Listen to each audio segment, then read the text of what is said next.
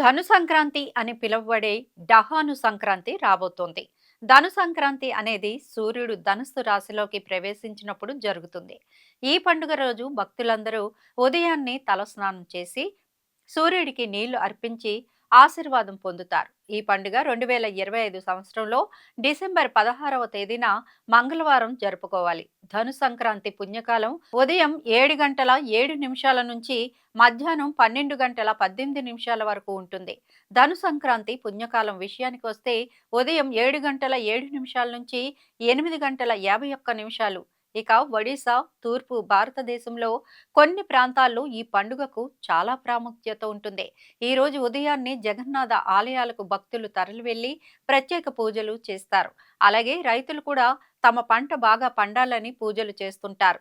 ఒడిశాలో ధను సంక్రాంతిని ధను యాత్ర రూపంలో జానపద ప్రదర్శనలు, శ్రీకృష్ణుని ఇతిహాసాల నాటకీయాలతో ఘనంగా జరుపుకుంటారు. ఈ రోజున భక్తులు అందరూ ఉదయాన్నే సూర్యదేవుణ్ణి పూజిస్తారు.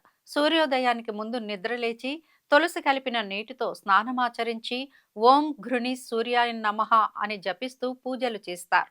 అదేవిధంగా కొన్ని ఇళ్లల్లో ప్రత్యేకంగా నైవేద్యాలు, కొబ్బరి పాయసం, పీఠ అనే ప్రత్యేక ప్రసాదాన్ని తయారు చేస్తారు.